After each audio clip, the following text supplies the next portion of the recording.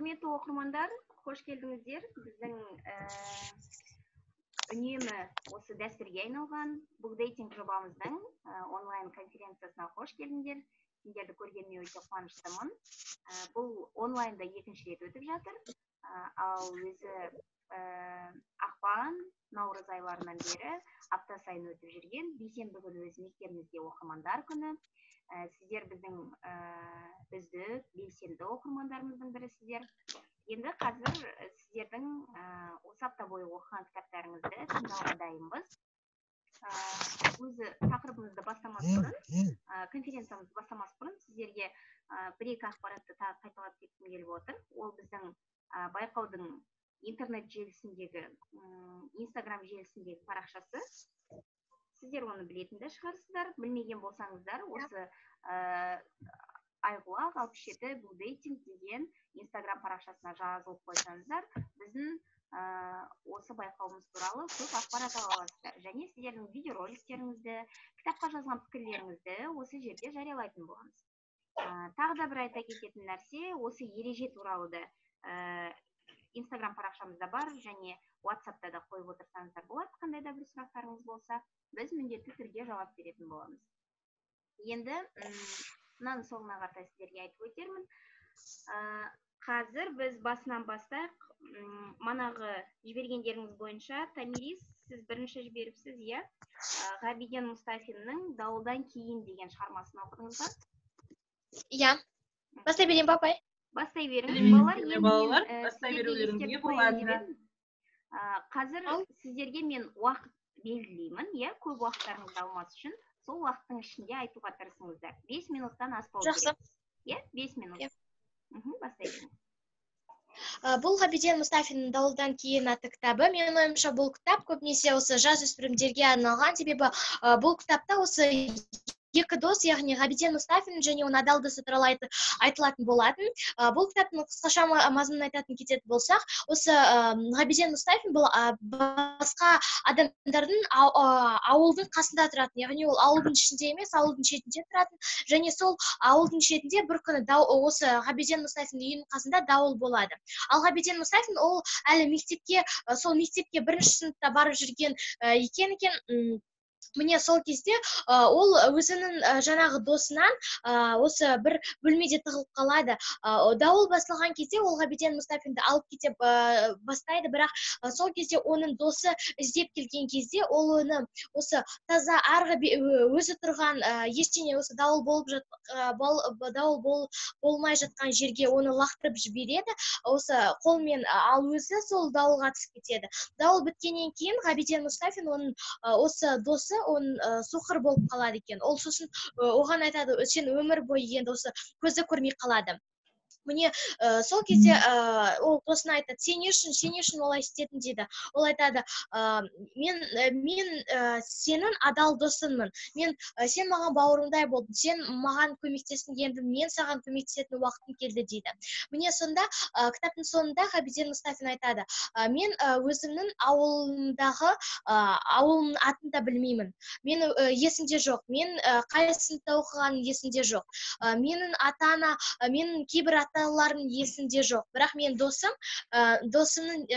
есімде бар дейді. Ол мен әрқашанда өмірімнің соңына дейін мен досымды біліп келемін және ешқашан ұмытпаймын деп айтып кетеді. Болды.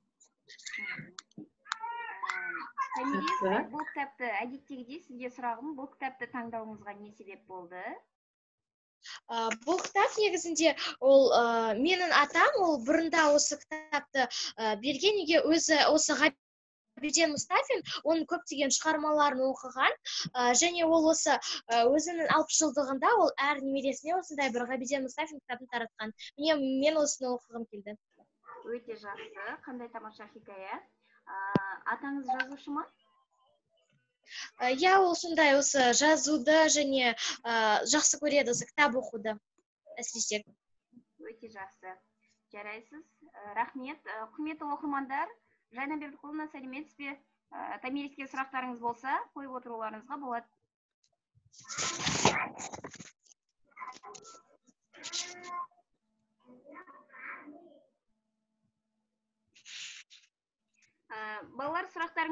Томириске? Жоқ, апай. Қандай да бір сұрақтарыңыз болса, талқылауға жаңағы түсінбей қалған дүниелеріңіз болса, көбірек осы кітап туралы білгілеріңіз келсе, бір-бірлеріңізге сұрақ қойып отырыңыздар, жақсы ма? Томирис, енді осы шығарма саған қалай әсер етті?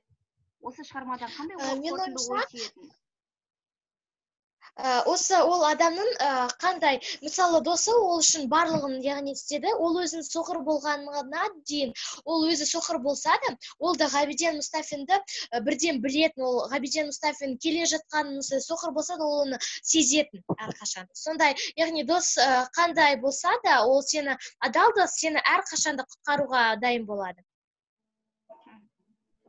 Достық туралы ой түйдіңіз, иә? Өте жақсы. Сұрақтарыңыз болмаса, келесі оқырманға... Сәлеметсіз бе, Ағайын апай. Келесі оқушыларға жібере берейік. Кім менің Томиристің кітаптарымен уже танысып келе жатырмыз, сұрағымыз жоқ уже. Жақсы. Олай болса, Тахмина осындасыз ба?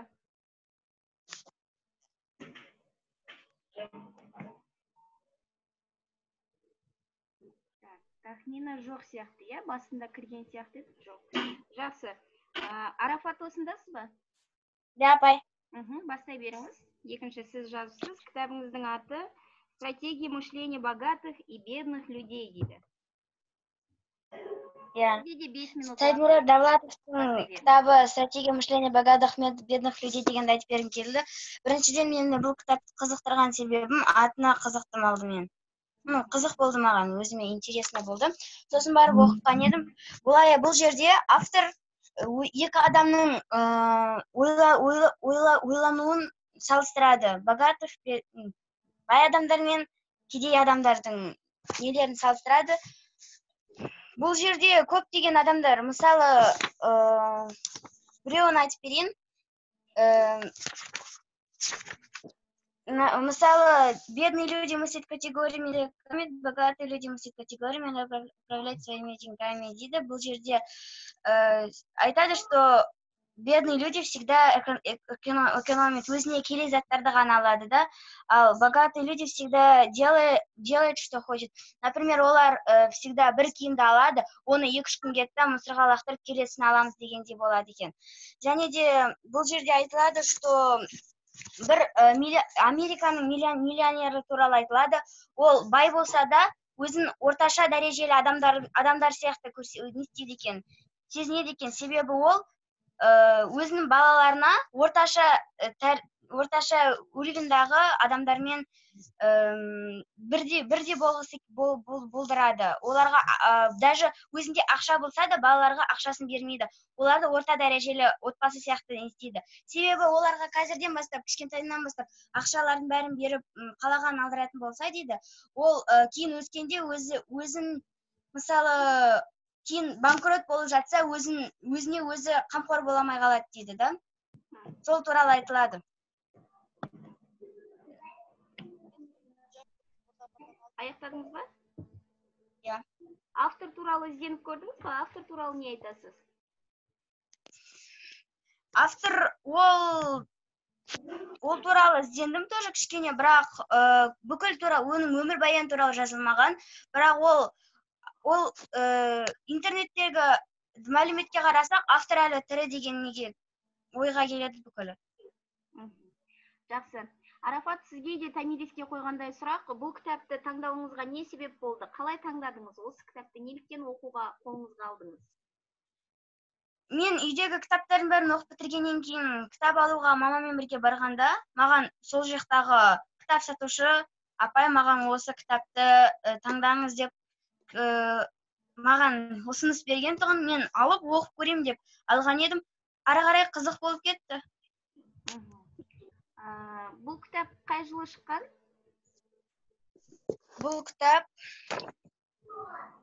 2019 жылы шыққан. Жақсы. Арафат, мен сұрақ қойсам, е?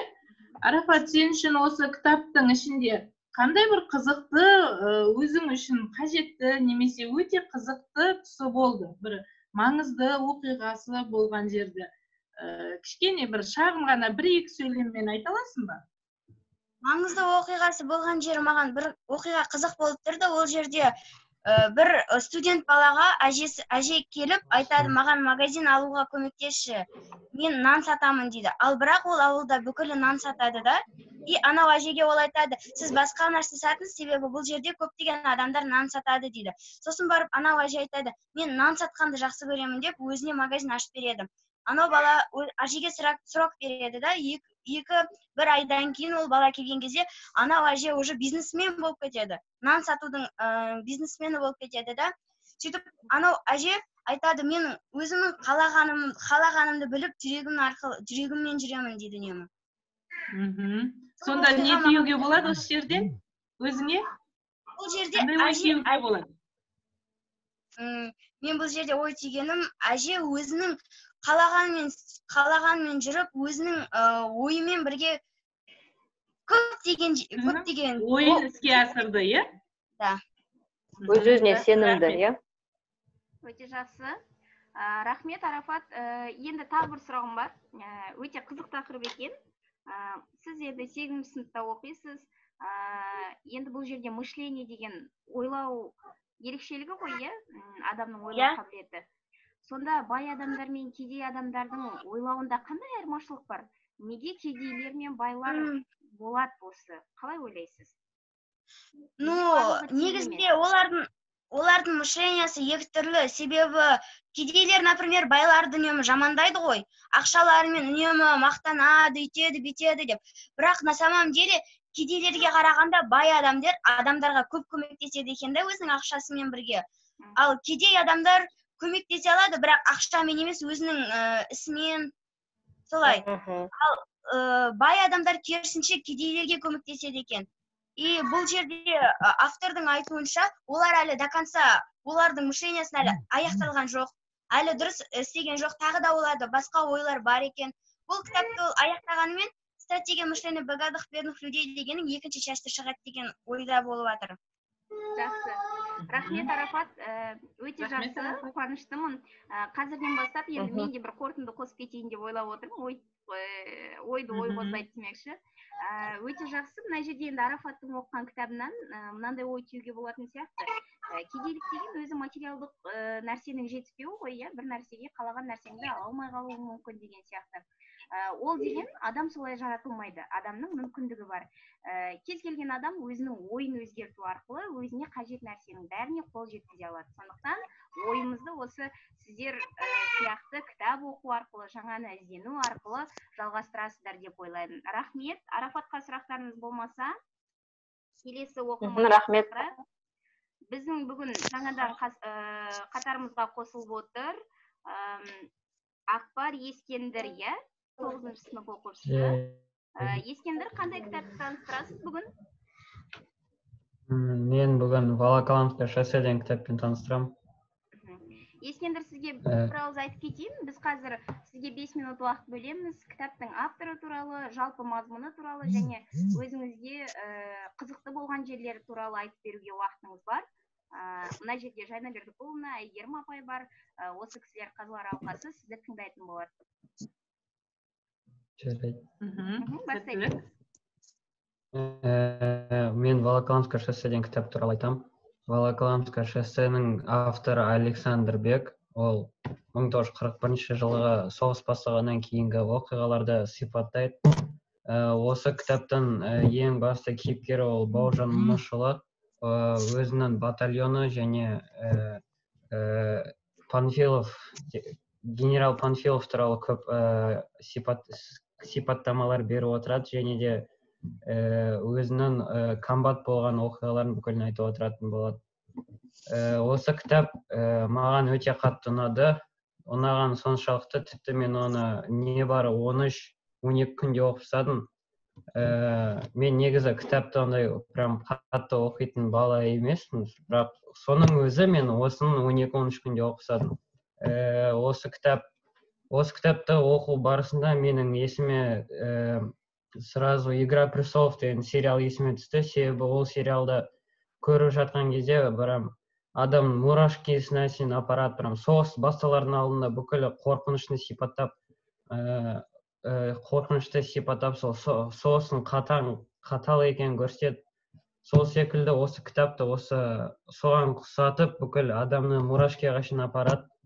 Және де осы кітапта көп нәрсе үйренуге болады. Мысалға, осы кітаптың менің ойымша Бауыржан Момышұлының ұстанатын несі бар, өзінің принциптері бар. Сол басты принцип ол оның честь дейді ғой, честь. Ол осы бала кезден бастап сол честьті не предавал дейді ғой, сатпаған, және де тек қана осы ар ұят. Ол осы тіпті ар ұят үшін сол өзін сол ар ұятты сатпас үшін өзінің қазақ бауырын өзінің батальонын сатқан үшін бүкіл ненің батальон алдында өзі алып тастайды. Және де осы кітаптың ең басты қатты ұнаған оқиғасын айтып беретін болсам, ол осы Бауыржан Момышұлы комбат болып жатқан кезде екі фронттан да немістер шабуыл жасайды. Сол кезде оның бір фронты кәдімгідей қауіп қатерге түсіп жатады да, сол бойда ұтылып жатады. Ал екінші жағы болса, екінші жағынан мүлдем хабар келмейді, андай телефонная связь срывается. Сол кезде комбат ретінде ол екі жаққа да көмектесу керек та, бірақ ол екі жаққа да ештеңемен көмектесе алмайды. Кейін ол бір жаққа звондап айтады да, ұтылып жатқан жаққа звондайды да айтады, сен осы фронтты полностью немістерге бере сал дейді. Сол кезде бүкіл жақтағы оның батальоны Бауыржан Момышұлынан сенбейді да, сол өйткені ол ар-намысын сатпайды, отанын жақсы көреді. Құлақтарына сенбейді да, то, что Бауыржан Момышұлы осы фронтты сдавать етсін деп айтады деп. Сол кезде бүкілі шок болып, оған сенбей тұрған кезде Бауыржан Момышұлы алады да, соны полностью немістерге бере салады. Кейін оған осы өзінен үлкен генералдар звондайды, айтады, сен неге немістерге бере салдың? Мен қазір сені өзім шақырам да, сені нетіп тастаймын деді. Комбат атыңнан айырып тастаймын деді. Сөйтіп, Бауыржан Момышұлы сұрақта өзінің несінде кабинетінде отырады да, екі жақты уайымдап отырған кезде арғы жақтардан не келеді, хабар келеді да, ұтылып жатқан жерден, то, что немістер уже нені фронтты жаулап алды, үйлеріне барып таралып сұрақта демалып жатыр деп. Сол кезде Бауыржан Момышұлына қалған бүкіл ұтылған өзінің батальонын жинап алады да, бүкілін қосады да, сол неге апарады, сол ауыл ғой, енді деревняға апарады да, чтобы қайттан басып алу үшін. Сол кезде маған қатты ұнағаны ол осы стратегияны қазақтар нені аулайды, жыртқыш құстарды.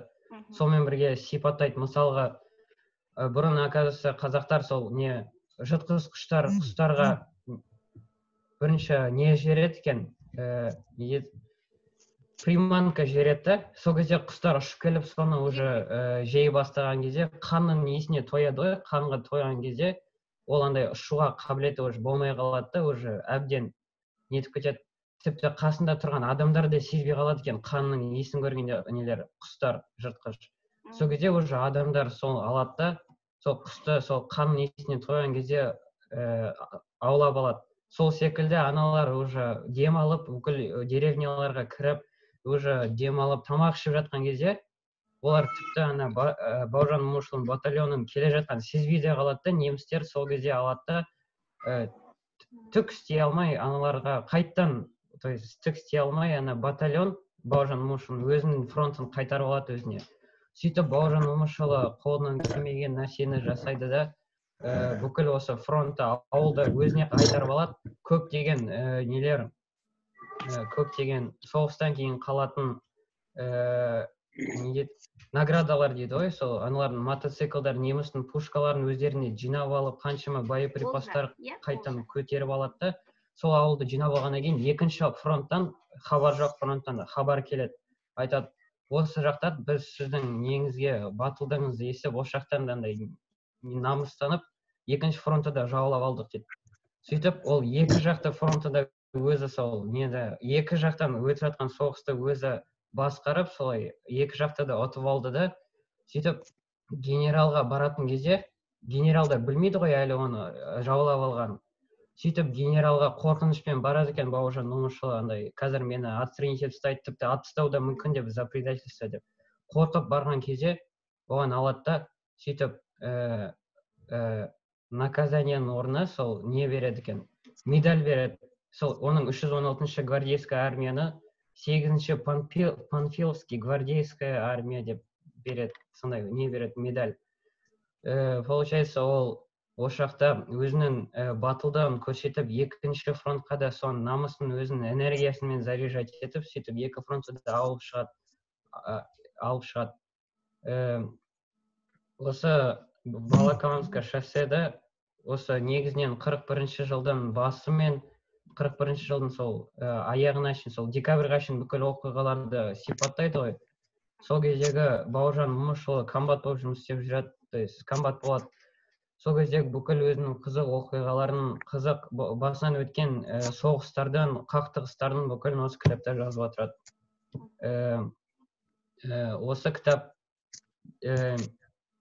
Осы кітапты оқитын болсаңыздар, ол үлкен ерлік деп ойлаймын менің ойымша, себебі осы кітаптың ішінде негізі военный терминдер көп та, соның бүкілін оқып отыру, біліп отыру өте қиын. Бірақ оқитын болсаңыздар өте қызық. Және де мен осын оқып болғаннан кейін маған тіпті қызық болған соншалықты, ол мен тіпті интернеттен тағы ол туралы кинолар көріп, уже мәліметтер іздей бастадым. Өте жақсы. Ескендір, көп рахмет. Сізді бәріміз ұйып тыңдадық осы жерде. Бұл кітап туралы естуім өте көп. Сіз сондай өзіңіздің алған әсеріңізді жеткізіп жатқаныңызға қуаныштымыз. Осы Бауыржан Момышұлы туралы негізі көркем шығарма ретінде жазылған кітаптардан көп ақпараттар алуға болады. Оқырмандарға ұсыныс ретінде айта кеткім келіп отыр. Бауыржан Момышұлы туралы жазылған кітаптар өте көп. Соның ішінде, қазақша кітаптардың ішінде Ақиқат пен аңызды оқысаңыздар болады. Үйде бар ол кітап. Өте жақсы. Содан кейін тағы да Бауыржан Момышұлының Бақытжан Момышұлы деген ұлы бар. Сол кісінің орысша жазылған кітабы бар. Енді ол кітап қолдарыңызға түсе ма, түспей ма білмеймін, бірақ «Восхождение к отцу» деп аталады. Әкесінің сол қатал мінезі, қатал бола тұра, жаңа Ескендір айтқандай, ар мен намысты биік қоятын мінезі, сондай кісілік, мужественный дейді ғой, ер жүрек қасиеті туралы өте күшті кітап. Бізді тыңдап отырған тағы да оқырмандар болса, ер балалар болса да, тарихқа қызығатын қыз балалар болса да, сол кітаптарды оқуларыңызға болады. Ескендірге енді сұрақтарыңыз болса, қойсаңыздар болады. Жоқ, сұрақ жоқ. Жайна Бердікұлына микрофоныңызды қосып жіберіңіз. Все. Ескендір, әрине сіздің оқыған кітабыңыз өте керемет кітап, яғни балалар қазіргі уақытта сіздің жасыңызға да өте лайықты, өзіңізге сай, жасыңызға сай жақсы кітап таңдапсыз. Қуаныштымын. Енді менің сізден сұрағым, осы оқиғаны оқығанда, осы кітапты оқығанда Бауыржан Момышұлы туралы болды. Өзіңізге қандай қасиеті, немесе мінезі, іс-әрекеті сіз үшін маңызды болды? Маған осындай жаңағы қасиеттері өте қатты ұнады дейтіндей, Бауыржан Момышұлынан не алуға болады деп ойлайсыз? Менің ойымша Бауыржан Момышұлынан осы жаңа мен айтып өткендей ар намысын алуға болады, және де оның қаталдығын алуға болады. Ол бүкіл адамдармен қатал болғанның өзі, оның бүкіл адамдар осы оның көз алдына андай оны өзінің кумирі ретінде қарағанда бүкіл батальондағы адамдар оны құрметтеген. Сөйтіп ол осы Бауыржан Момышұлы бүкіл адамдармен тек қана шындықты айтумен неткен, шындықты айтып қана жүрген, және де генералдармен сөйлескеннің өзі, ол мысалы ол өзі комбат генералдан кіші болып тұр ғой. Сол кезде ол генералға өзінен соншалықты кіші екенін көрсетіп, солай өзінің оны құрметтеп сөйтіп қана жүрген. Мысалы генералдың өзі оны андай жай әңгімеге тартып отырады ғой, жұмыстан тыс. Соның өзінде ол олармен генерал ретінде генерал ретінде сөйлеспеу керек па, енді жай дос ретінде генерал сөйлесіп жатқан кезде, бірақ оның өзінде ол комбат, мен комбатпын, мен одан кішімін деген секілді оны құрметтеп, кез келген уақытта тек қана оған сол генералмен аббревиатура еткен. Кішіпейілділікті де сақтай білген, иә? Иә. Және де оның бір күні оның батальонда одан үлкен кісі болды да, одан үлкен. Бірақ званиясы одан кішкентай. Сондықтан оған генералдың айтуы бойынша, сол осы Бауыржан Момышұлы осы өзінен үлкен кісіге айту керек болған бұлай. То, что оның должности уже сдаться етілу керек та, и оның должностіне осы Бауыржан Момышұлы тұру керек деп айту керек болған.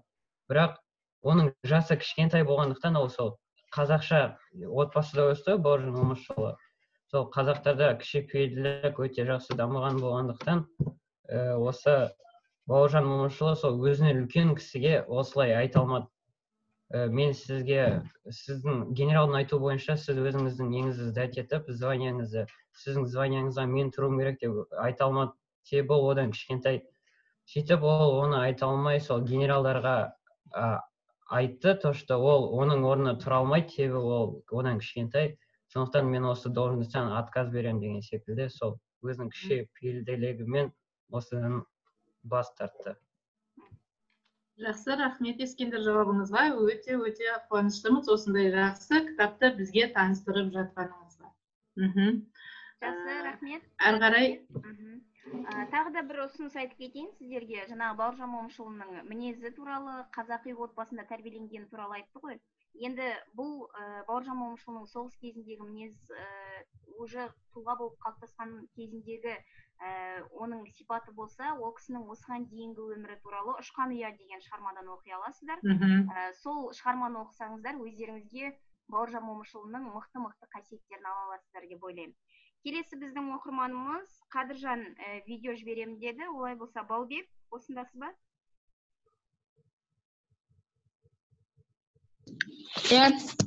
Бастай беріңіз. Сіздің таныстыратын кітабыңыз даңқты адамдар жинағындағы Шоқан Уәлиханов кітабы дейді. Бүгін біз тарихи тұлғалар туралы көп білетін сияқтымыз.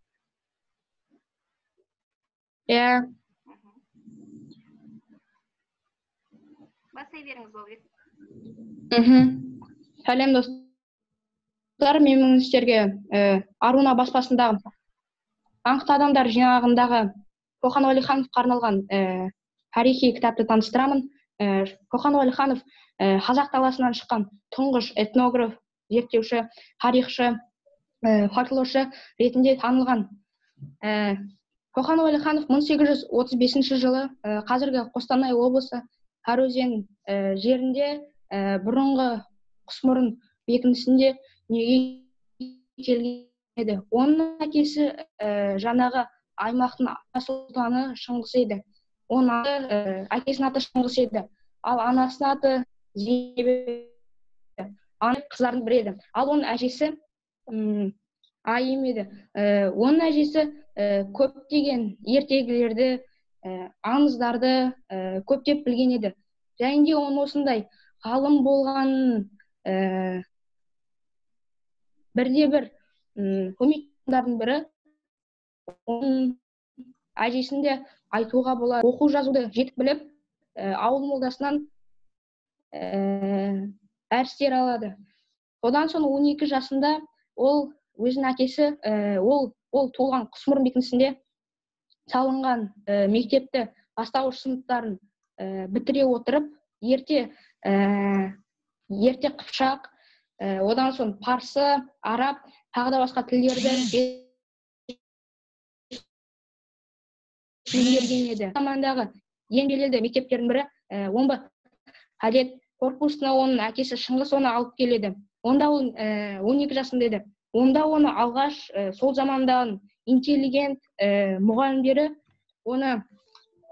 оған дәріс беретін еді. Одан соң ол оған дейін әкесіне қонаққа келген әртүрлі топографтардан сурет салуды үйрене отырып, талбалшықтардан мүсіндерді салуды үйреніп алады. Одан соң ол онда да сурет салуды тоқтатпайды. Одан соң ол алғашында келгенде 12 жасында 1847 жылы ол орыс тілін жетік білмесе де оның керектілігі мен білімге құштарлығына, кітапқа деген құштарлығына оның мұғалімдері тәнті болады. Одан соң ол көрген еді. Одан соң ол әлемге келе Патанимен танысады. Олардың армандары бір еді. Ғалым болып әлемді кемеге отырып шарлау еді. Одан соң ол 1853 жылы 17 жасында кадет корпусын аяқтап аттаскер мүшесінің басшысы еді. Ол небәрі бір жылдан соң 18 жасында сол замандағы ең маңызды генерал-губернатор генерал Островтың адъютанты, яғни әскери шындағы көмекшісі еді. Одан соң ол алғаш өзінің жинағы Қозы-Көрпеш Баян сұлуды алғаш адамдардың ауыздарынан ауыз әдебиетінен ала отырып, Қозы-Көрпеш пен Баян сұлу алғаш шығармасын жазады. Көшіріп алады адамдардың аузынан. Одан соң ол Тоқтамыс ханның Қарлыға атты екінші шығармасын жазады. Осы үшін көптеген ғалымдар оның білімге құштарлығына тәнті болады. Одан соң ол алғаш рет 1855 жылы алғаш рет ол экспедицияға шығады. Олар қазіргі Шығыс Қазақстан облысындағы Аякөзден өте отырып, қазіргі Алматы облыстарда дейін ескі қырғыздардың тілін, мәдениетін, әртүрлі аңыздарын жазып, күнделікке жазып алады. Одан соң ол келесі жылы 1856 жылы ізденістерін тоқтатпай, қырғыздардың әртүрлі мәдениетін одан да зерттей түседі. Одан соң ол өзінің өміріндегі қазір 1 минуттан аз уақытымыз қалды, конференция аяқталып қалады, қайта қосыласыздар, иә? Сөніп қалады, қазір ссылкаға басып қайта қосылып жіберіңіздер, жақсы ма?